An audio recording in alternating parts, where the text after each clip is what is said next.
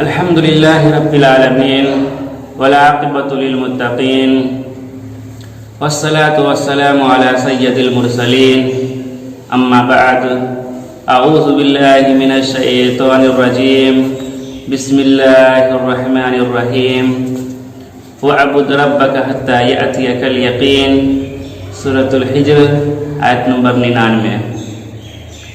محترم ناظرین کرام،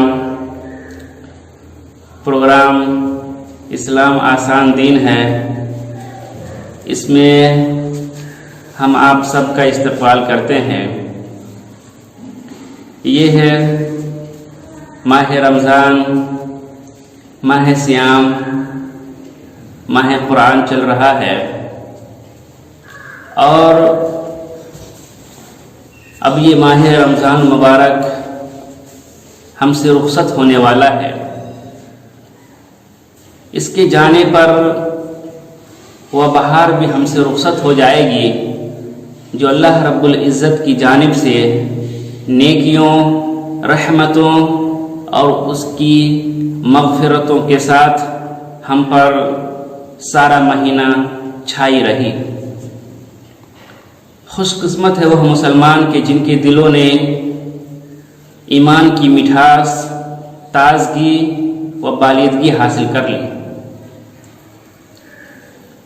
اس مبارک مہینہ کی مبارک ساعتوں سے وہ اپنے اندر وہ عزائم بیدار کر لیے جو سال کے باقی 11 ماہ میں ان میں نیکیوں پر ثابت قدمی کے جذبے کو بیدار رکھیں گے، برائیوں سے نبرد آزمائی اور ان کی حوصلہ افزائی کریں گے۔ مگر اس امت کا افسوسناک پہلو اپنی جگہ بولتی ہوئی ایک حقیقت ہے کہ ہم نے عبادت کو،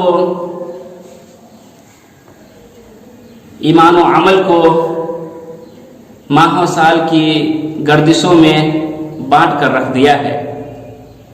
بعض لوگ رمضان المبارک میں تو عبادت کرتے ہیں، 5 وقت کی نمازوں کا اہتمام کرتے ہیں، روزے رکھتے ہیں، قرآن مجید کی تلاوت کرتے ہیں، ذکر اللہ سے اپنی زبانوں کو تر رکھتے ہیں، دعائیں کرتے ہیں،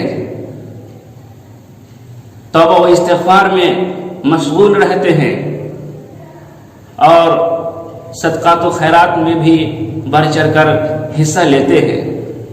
لیکن جو ہی رمضان المبارک کا مہینہ گزرتا ہے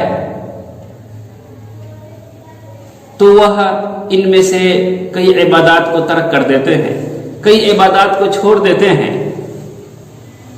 حتیٰ کہ 5 وقت کی فرض نمازوں میں بھی غفلت اور سستی برتتے ہیں۔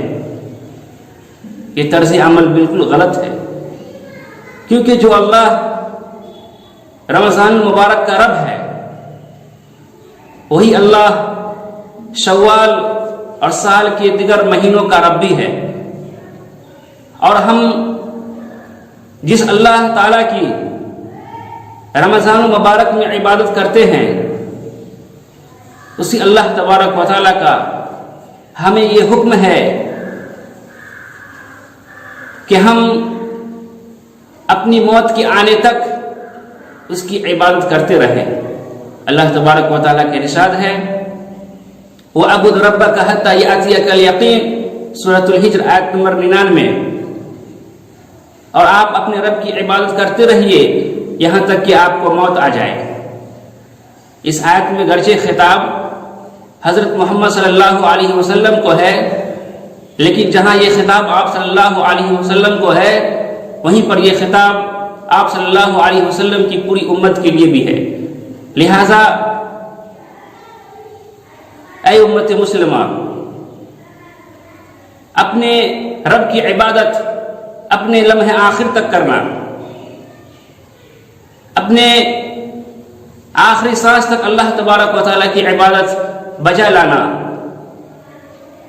عبادت الہی اللہ تبارک و تعالیٰ کا اپنے بندوں سے عبادت آخری سانس تک مطلوب ہے۔ اس لیے اے امت مسلمہ، عبادت الہی کو کسی موسم، سال، مہینے یا دن و ہفتے میں محدود نہ کر لینا، بلکہ اپنے آخری سانس تک اللہ تبارک و تعالیٰ کی عبادت کرتے رہنا۔